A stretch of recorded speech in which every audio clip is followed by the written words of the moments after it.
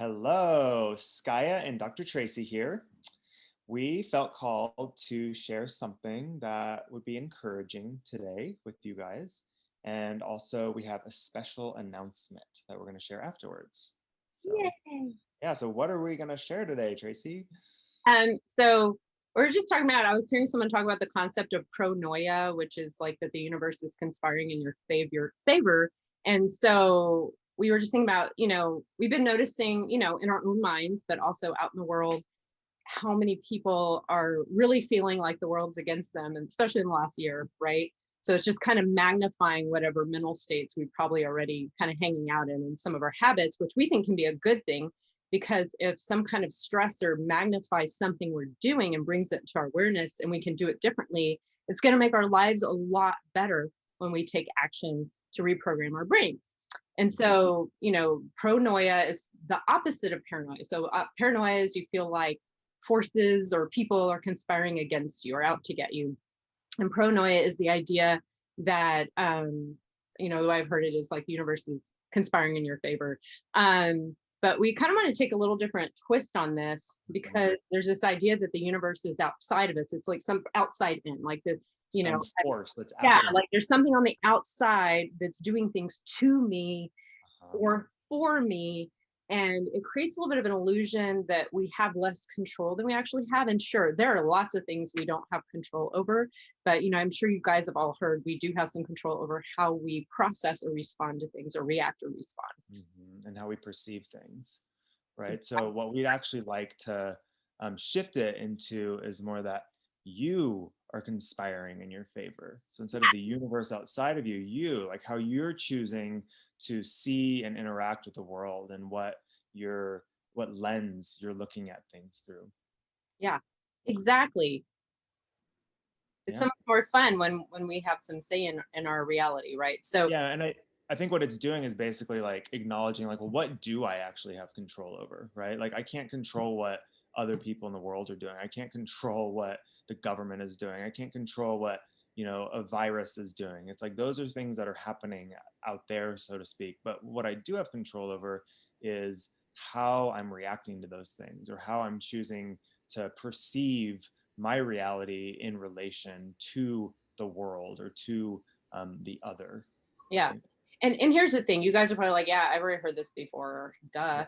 Um but But the thing is, it's one thing, I've heard people say, I've heard a few different, teachers or speakers say, when we say I know, which I say that a lot, when we say I know, that means you've heard it before, but it doesn't necessarily mean you've mastered it. So there are so many things we all know because we've heard them before, but we haven't mastered them. So we just want to give you, we're gonna share a little bit, and then we're gonna give you a couple little exercises to do to create some awareness, and then we'll give you an action step that you can apply in your life. So that way this is useful and it moves something forward, and it's not just like uplifting, speak, but it's like we're encouraging ourselves and you to actually take some action that's going to make our lives better. Yay. Mhm. And so if we're looking at like what are some of the things that contribute to either paranoia or pronoia, and how we can shift ourselves into pronoia, a lot of it is our unique perspective, right? We each have a unique perspective of how we're looking at the world, how we're understanding ourselves in the context of the world. And so that's, something to start becoming aware of, is like, okay, well, how am I seeing things? What's my mindset? What are the lenses that I'm choosing to look at things through, and how is that painting the picture that I'm looking at? Yeah. And that's something that you have a lot more control over than you might think, Yeah. right? And that reminds me of one of my favorite Joe Dispenza quotes, which I'm sure other people have said this too, because it's actual brain science, which is that we don't see things how they are. We see things how we are. Mm. So I'm going to have you do like a little exercise. So this is about, this is to help us kind of really be aware of how we see what we're looking for. Like I remember when my mom was pregnant with my brother, I suddenly saw pregnant women everywhere. Or when we bought a certain kind of car as a child, suddenly I saw that car everywhere. And was it because more women got pregnant or more people bought that car? No, it's because now this had my attention and I was finding what I was looking for. So I'm going to have everyone close. Well, no, no, don't close your eyes yet. First, I want you to look around the space you're in, whether it's in a room or outdoors. Be careful if you're driving a car. I want you to look around, and I want you to look for brown things. Like, just look around. I've got a lot of brown things in here. So just look for everything that's brown. Scan the room or scan your space. Look for brown things. Okay. Now this part you can't do if you're driving. So, okay, now I want you to close your eyes. And I want you to think of all the red things you saw. What things were red as you were looking around your room? Okay, and then open your eyes. So I think that's self-explanatory, right? So whatever we focus on, that's what we see. And we often miss things because that's not what we're looking for. So, and that can go with when we're looking for problems and, you know, people doing things that are bad to us or potential threats to us, which is called negativity bias. It's a survival instinct we have in our biology and in our brain. It's called the negativity bias. And the only way to not have that be dominant is that we have to flex the internal brain muscles. We have to wire up our brains to focus on looking for evidence of what's good and uplifting and benefiting us. Even when something horrible and tragic happens, looking for the growth point. When, you know, when we're so focused on people being mean to us or doing bad things, like look at all the good that's happening in the world. Look at the news. If it bleeds, it leads. It just tells us all the problems that, you know, every once in a while we'll hear some inspiring, uplifting story, but that's just such a small percentage. And that's a reflection, you know, of, you know, our individual tendencies, right? So, so we just want to remind all of us, let's start being pronoic. Let's start looking for evidence, looking for proof that good things are happening all around us, and that even in pain and challenge, there are always growth opportunities.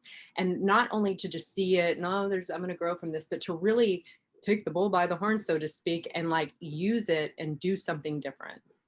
Yeah, and I just want to add, like, I want to encourage the practice of the pivot, because it's so normal to like take in information, and especially when there's a lot going on that's intense or seems off about the world, and to take that in and just start, you know, cycling in the mind and thinking these thoughts that are very paranoid, and they don't feel good. So instead of like judging that happens, because it's very natural and normal, like I choose to not judge myself for having those thoughts and for getting kind of caught in those loops, but I also really prioritize how I'm feeling, meaning I listen to how I'm feeling. And when I'm in those loops and I'm like, oh God, why am I tight? Like, oh, I can feel it in my body, I can feel it in my emotions.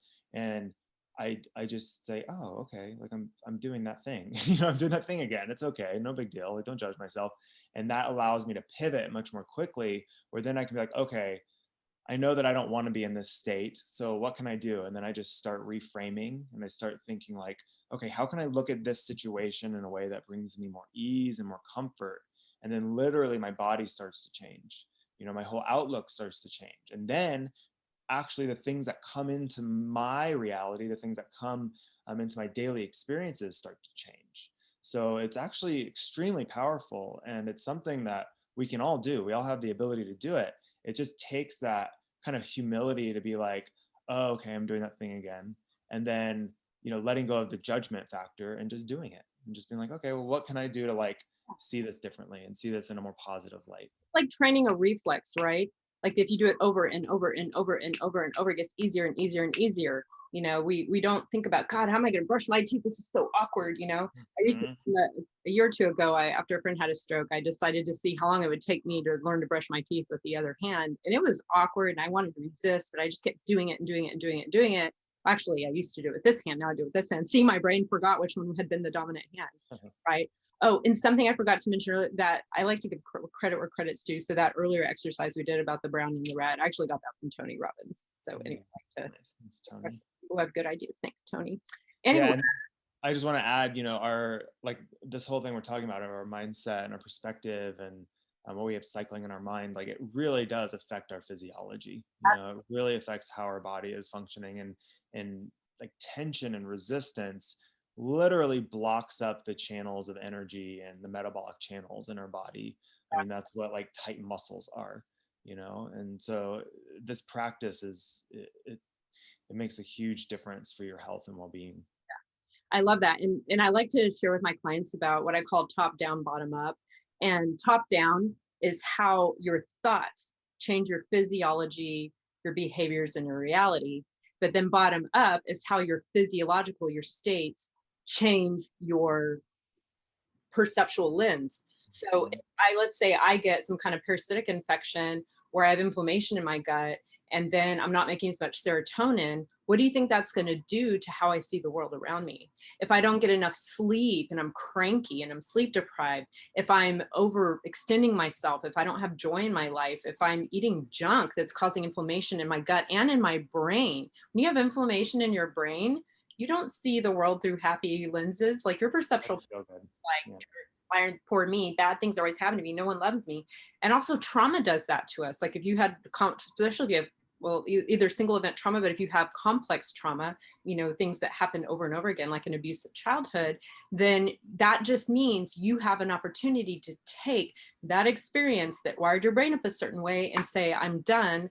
I'm going to wire my brain up a different way. I'm going to heal and not let our past determine our present and our future. So I have compassion. I had some, psychological abuse. My father was mentally ill, and I just decided I'm not going to be, just spend my life being broken and using that as an excuse to be limited. Like I did that for a long time. I'm done with it. And the more I choose to see the good, and the more I choose, I have days where I see negativity all the time, but like Sky was saying, your sensations in your body are your, inner guidance system, or your inner wisdom, or your inner, whatever you want to call it. Sensation is nature's way of guiding us. Sensation is how, you put your hand on a hot stove, ow, that hurts, I take it off. So when we have a thought that, ow, that hurts, take it off. Choose a new thought. Put your thought somewhere else. Yeah, and I just want to add to that real quick. Like I've had a lot of back issues in my life. That's one of the things that's led me to this healing path. And at this point, my relationship with pain is like I listen to it and I accept it. I don't try to numb it or hide it. I never take pain pills, and it's something that I've learned to really be present to when it's happening, to like get the messages so that I can autocorrect. Yeah.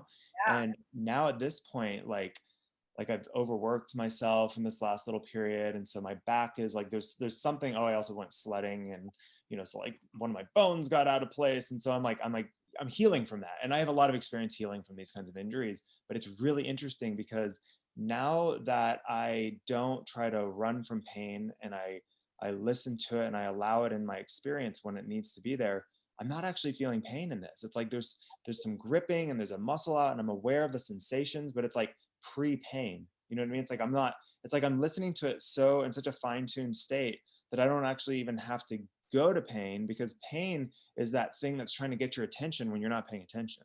So it's like the fact that I'm paying attention now more regularly in my life means that I don't even actually need to create pain in order to get the message to my brain saying, you need to autocorrect because something's off, and there's a gripping happening. You need to align your spine. You need whatever you're doing with your posture, you need to change that.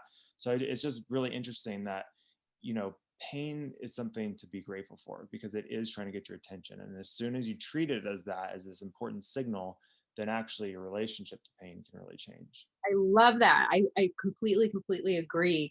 And, it's like if a child is crying, are you going to just like, just put tape over its mouth? Yeah. You got to a baby. Give it a drug so it goes to sleep. So if your body's crying, your cells are crying, your Yeah. bones are crying. Don't put duct tape over its mouth. Oh, Don't numb it out. I'm not saying you can't do things to feel more comfortable, like if you're in excruciating pain. That's not what I'm trying right. to. There's a time and a place for pain pills, for sure. Like, I'm not saying that, but what I'm trying to say is we have all these ways where we avoid sensation and emotion, and it's making us sicker and sicker and sicker. The same way, if you don't, if there's a fire in your house and you take the battery out of the smoke detector thinking that'll take care of that fire, no, your house is going to burn down. So if your house is like there's a smoke alarm going off, the baby's crying, your body is asking for nurture. And a lot of what we love to teach people is how to listen and respond with things that are going to meet those needs, because we do not have a culture that has taught us to feel our body and notice symptoms and say, oh, that means you have this missing, or you need to get rid of this thing. And so it's like learning a language, learning the language of your body. So that's something we love to empower people with. But just as a general principle, if we can catch the top down and the bottom up, we can take care of our bodies and listen to the sensations and be fully embodied, feel our emotions, feel the sensations, and respond to them with something soothing. Number one, what's going to happen is the same way once you pick up that baby and hold it, even if you haven't even fed it yet or changed its diaper yet, it might already calm down, just because it's being tended to and held. So sometimes just, once your body knows you got the memo, it can stop. It's like your alarm clock goes off, and a lot of us hit snooze. but when so we try not to keep hitting snooze in our life and to really wake up, right? But if we get, but Sky is right. I've noticed so many times when I'm in pain, if I sit and feel it, once my body feels held or heard, the level of pain and suffering goes way down. Now, I still need to tend to what the issue is. Right. It's like letting it be that catalyst for like, okay, what do I need to change? I'm listening. What do I need to change? Instead of like, oh, I'll deal with you later. Exactly. Shut up. So in functional medicine, there's this metaphor used all the time, that if you're standing on a tack, how many painkillers are you going to take to make the pain stop? And what do you think? Well, that's silly. You just pulled the tack out of your foot. So that applies to like medical issues. It applies to emotional and mental issues. And what Sky has been pointing out, what we've been pointing out, is how much our mind changes our physiology. There's so many people like Bruce Lipton, Joe Dispenza. I mean, there's so many scientists and doctors, people have never even heard of, that are out there telling people, hey, your thoughts change your biology, and your biology changes your thoughts. And we get these loops that repeat day in and day out. There are all these, Stanford studies from all different major universities showing that we loop the same thoughts almost every day because we practice them. We make these neural networks, right? So what we're inviting all of us to do, including ourselves, is to start taking responsibility for the thoughts in our head, for what we're practicing and what we're creating. Like, just own it. Be like, I'm creating this. And when like Sky said, when we have the humility to say, yeah, I'm doing this, I'm making myself miserable, I'm making myself suffer. But if I'm making myself suffer, I can make myself joyful and happy and successful. Exactly. And loving and tender and like a good friend, and to myself and to other people. Like, if I'm creating my reality to such an extent, then I have so much power and capability. And we just have to repeat. That's why Sky and I say awkward is awesome, because when we do something not habitual in a different way, it feels awkward. But when we do it over and over again, especially if it's something that brings our emotions and body and physiology into alignment, into harmony, into homeostasis, and to optimal energy and physiology and psychology, it feels so good. It feels so much better than any drug. It feels so much better than any junk food. It feels so much better than any junk habit or junk thought. It feels so good. And that's what we've been calling healthy hedonism. Yes. So yeah, we encourage you to take a look inside, feel your feelings, and see where you can pivot from paranoia thoughts to pronoia thoughts. Where you, as an extension of the universe, are conspiring in your own favor. So let's have them do that little exercise, Gaia. Yeah. Okay. You want me to do it? You do it. Okay. So I'm going to have you close your eyes. We'll do it too. Mm-hmm. Close your eyes. And I want you to just kind of like you were zooming out and you're a witness to yourself. So part of you climbs out and looks at yourself going through your daily life. What kind of thoughts do you have every day that something's wrong? And especially that other people are being jerks, people have done mean things to you. And don't get me wrong, people do some pretty unconscious, hurtful things. Politicians, the virus, people you live with or work with or see in your daily life, people in traffic. Like, where do you see yourself being really frustrated with what other people do? Sky, what do you call that again? You called it othering. What do you call it? Bad othering. Bad othering. Where are you bad othering in your head?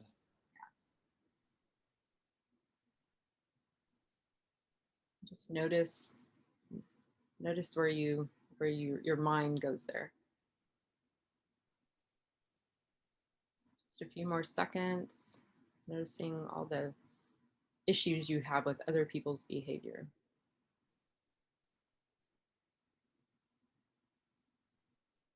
I want you to take a moment and see any anger you have towards COVID-19, toward the virus itself. Some people actually don't have that. Some people are really mad at the virus. And I just want you to take that for a moment.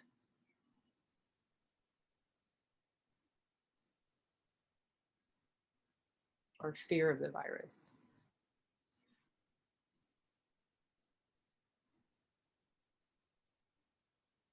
Or fear of the impact the virus might have had on someone you love, maybe even someone who passed or really suffered.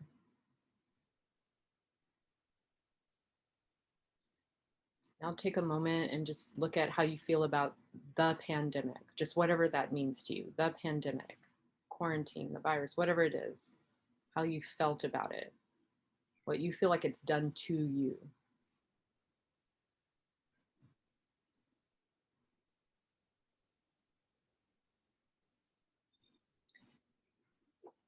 Now take a moment to look at things you say to yourself where you're not enough. There's something wrong with you, or you're not enough in some way. How are you not enough? What's wrong with you? And just pick a couple of thoughts you repeat about your physical body, your capabilities, your emotions, whatever it is, your behavior. It doesn't matter. Habits you have you don't like, it doesn't matter.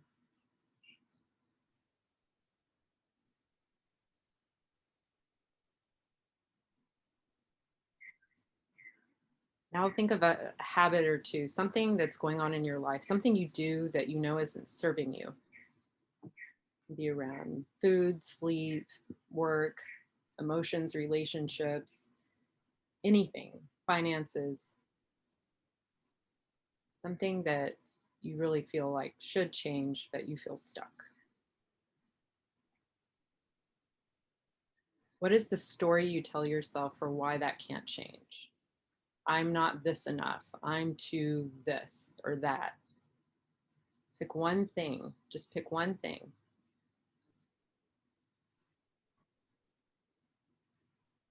And what do you tell yourself about why it's not possible? Maybe because of someone else or something else, or something you think is wrong with you.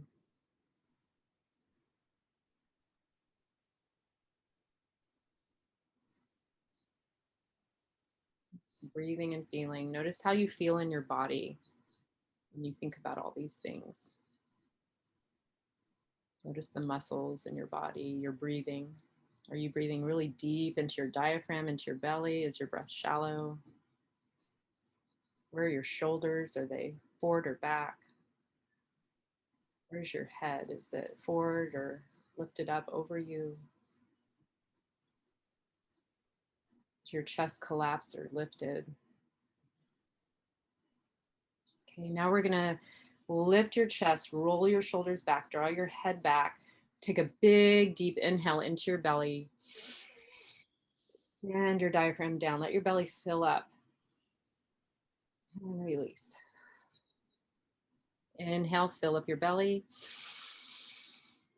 And release through your mouth like you're blowing through your mouth, like a tire with a leak. Two more. Inhale. Hold and release. Last one. Inhale. Hold and release.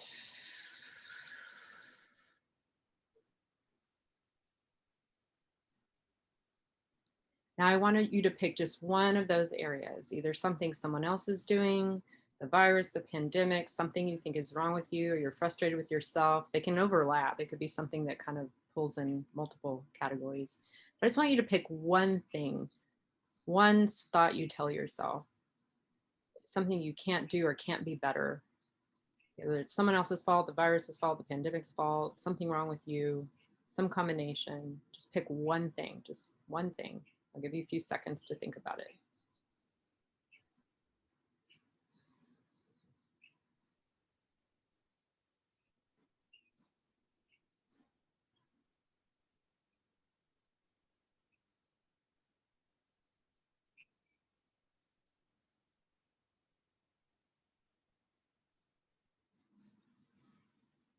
And what's a belief surrounding that? I can't, it's someone else's fault, it's too much, blah blah blah, whatever the thing is. I'm not this enough, I'm too much of this other thing, it's too hard, whatever the thing is. What's your, make up an excuse.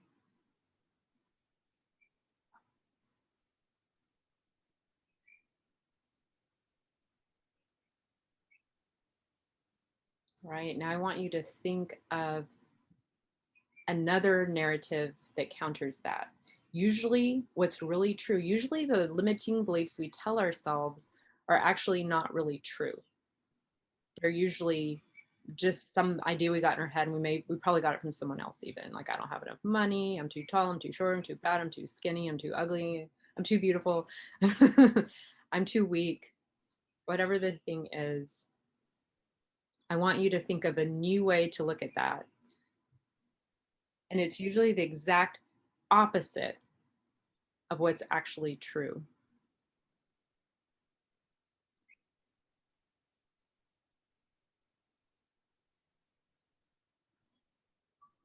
Like I'm going to give you a little example. I've had the limiting belief in my life that because of certain genetic things and childhood trauma, that I could never really be healthy or heal, that there's always going to be something wrong with my body.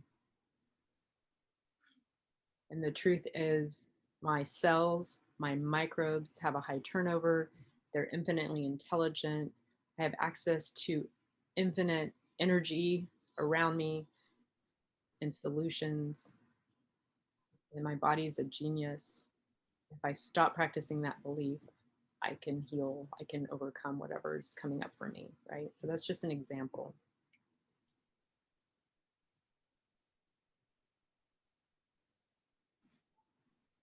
I'll just give you a few more seconds to practice. What is this new belief? What is possible? What is the truth? So what you were telling yourself, it was limiting. If it felt painful, it was a lie. It's not true. So what is the truth?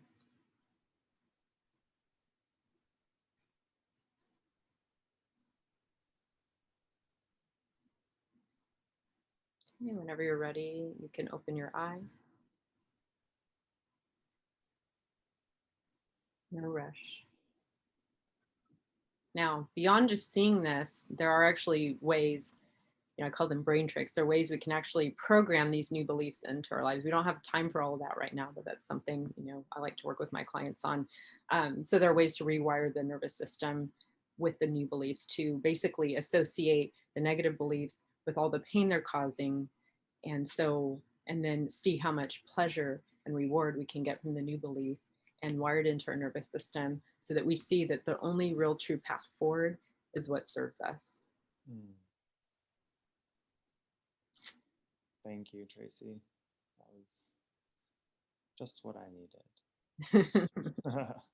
That's what I need, like every day. I know. And that's the thing. It's a practice. It's something you can do journaling. Thing. Yeah. Mm-hmm. Cool. That's called cognitive reframing, by the way, where you take a limiting belief that's pretty much always false and you reframe it in a way that's more true and empowering. So, yeah. Yeah. Are we ready for a special announcement, or did you have Yes. something else you want to share, Skaya? I think Oh, I forgot the action step. right. What is one action step you can do in your life? Well, number one, I want to encourage you to look for evidence of your new belief. So as you go through life, I want the same way you were looking for brown, I want you to look for evidence of your new belief. Like, really, seriously do it. Look for it. Starting today, throughout your whole day, your whole week, look for evidence of your new belief. That's what's true. A. B. What is one action step you can take from bottom up to take better care of yourself so you'll have more energy and be in a better state? Mm. So you can look through, the prism, the lens you look through will be, Skaya did this once. He was like, it's just the lens you're looking through. So how can you spruce up your lenses? All right. Okay, now our special announcement. Yeah. So yeah, Tracy and I are both really excited about the things that we've got going on in our personal, professional lives. And do you want me to start, or would you like to start with what you're? You start. Okay, cool. So let's see. Ever since Michael and I Like, moved, who's my Michael's my partner. Yeah, he's my life partner. And ever since we moved from Oahu to Big Island, and then from Big Island to Nevada City, California, which is in the foothills of Northern California, um, we have had a vision of creating a space where we can bring clients and basically nurture them with our gifts and give them an immersive experience of well-being, because that's something that we love to do. We just love to really hold space for people and just be really present with them, and so teaching them how to be really present with themselves and their feelings and just getting really real. um, Nature healing is something that's really been a valuable tool for us, where we go into places in nature where we can just really like let go, relax, ground our bodies, get into a state of yoga where we're just in that listening state and then responding with things that are juicy, like stretching on rocks and laying in the sunshine and letting go of those thoughts and patterns in our bodies that feel tense and shut down. Jumping in water, all these different things that nature provides as tools to just help us open up and feel our best, is something that we really love to share. So here in Nevada City, we're just really excited to announce that hopefully by this summer, we will have our B&B that we've been building finished and ready for guests. And the vision for that B&B over the last couple of years as we've been building it has really expanded into turning it into a personalized healing retreat space. So a place where you can come and access our services and our gifts to basically pamper yourself and nurture yourself and create an experience of well-being for yourself. exactly? So So, and yeah. so they would also have amazing food, like really Yes, help we love cooking nourishing food from the land, from the earth. We love customize gardening. Yeah, very customized. their preference and also any health issues they have, so they can have it modeled to them, a way of eating that would serve them when even when they leave. So you're giving them tools and experiences they can that are embodied that they can take with them, because we really learn through immersion. So, Yes. so And movement too, because like things that we just we do naturally, like for instance going on long walks, especially like after we eat, or hiking, and just doing a lot of things that are you would consider exercise, but for us it's just like it's a lifestyle. It just feels good to move our bodies, and so we love to share that with people so that they can kind of reset their habits and patterns in a way that doesn't feel like hard work, but it just feels enjoyable. And it like it's um, its own reward. yeah, exactly. And it was exactly what you said earlier about having that reward of it imprint in the nervous system, so that then we can create these new habits that really serve us. And it's just something Michael and I love to do. One of the things I love, obviously I'm a yoga and Pilates teacher, but what I love even more than teaching classes is I love to just like drop into that state of yoga where I'm healing myself and listening to whatever my body's needing in the moment, and letting that be kind of infectious. I love to even do it kind of stealth style, where I'll like maybe go in the sauna, or some place in public where it's like everyone just kind of sitting and maybe talking, or more in their head space, and I just kind of drop into my body space. And then just it's interesting to see how that, like, other people start to do it. There's like this, there's this neuronal mirroring that happens. And I love to teach that way. So basically, like I said, bringing people into an immersive experience where instead of just teaching yoga and Pilates and fitness, it's more of a like, let's just be in it and enjoy it and do it, and then of course, any help that you need, that's it's a skill that I love to teach. Like if you're feeling stuck with something, or you need to learn something to upgrade an injury, or get stronger, like that's something that I love to do. And then also the body work that Michael and I have been sharing, especially in the Bay Area. um, what we love about that is it's very unique, because it's like the dance that we do as a couple. It's like it's our love that we get to share in an embodied way that's very healing and uplifting and grounding. So it's just something we're excited to share. And it's been hard work building this, and we're not done yet.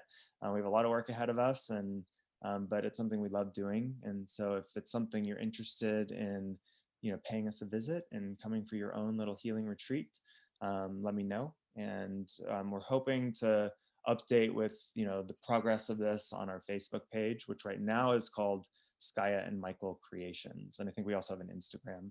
So if you want to follow along, those would be the places to do it. And of course, you can just email me as well. So. And I just want to say, I visited them there in Nevada City, California, and it's gorgeous. I mean, they're surrounded by trees. They're like backed up to a forest. It's like you're nestled in a forest. Their love and care and joy is contagious and uplifting. And I just can't, and and just even what they do through touch, what they do by just being who they are, the food, like everything he's describing, everything about what he's describing is so healing and transformational. And it's something that, when we get immersed for enough days and that kind of thing, it starts to rewire our brain and our cellular biology. And then it's something we can take with us and practice in our own lives. So I just want to, Tracy. Yeah. So excited, you guys. You've been wanting to do this for a long time, and I'm so excited. Yeah, I'm excited too. I love to share my Southern hospitality. Yeah. Scott and I are both from Texas, but we both. And Louisiana for me. Oh, yeah. But you live in Texas most of your time. Right. I'm more of a Texan, but yeah, my roots are in Louisiana. We didn't meet there. We met here in Hawaii. Yes.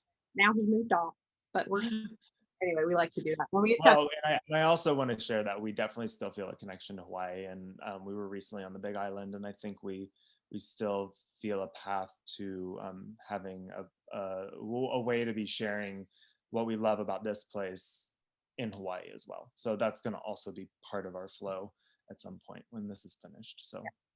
Yeah, well, we really believe in immersion experiences. So I'm also, when travels open again, I will also be offering some retreats and immersion experiences. And I want to do them in other countries. So I'm kind of looking into Guatemala. I'm looking to Mexico. I'm looking into Europe. I'm looking at, I'm looking into some different parts of the world. Hablo español, so since I speak Spanish, that makes some of the Spanish-speaking countries easier.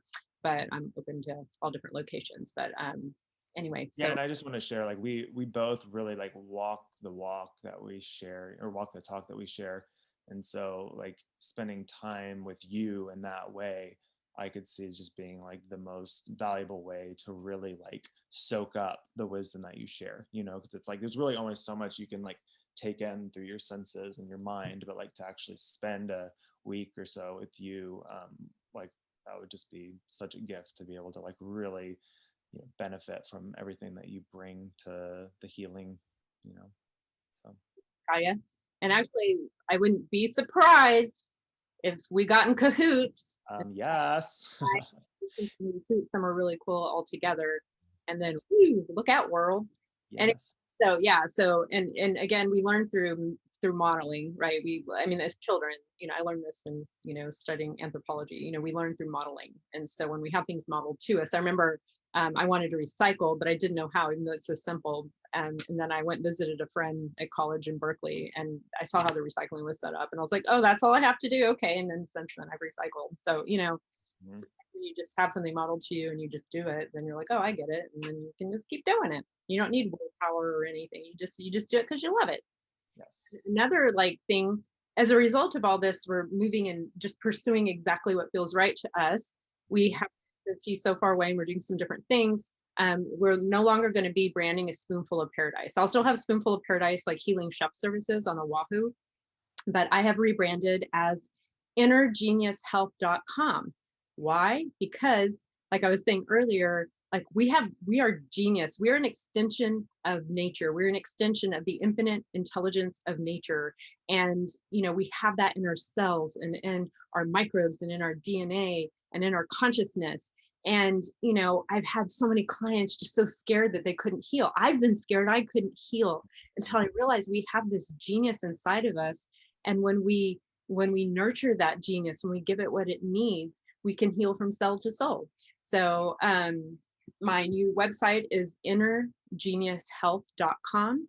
And so I'm going to still be, sending you guys newsletters. I'm getting organized and getting a virtual assistant And I'm getting things together so I can start providing more free content, not so often that I drive you nuts and annoy you, but frequently enough that you feel more supported.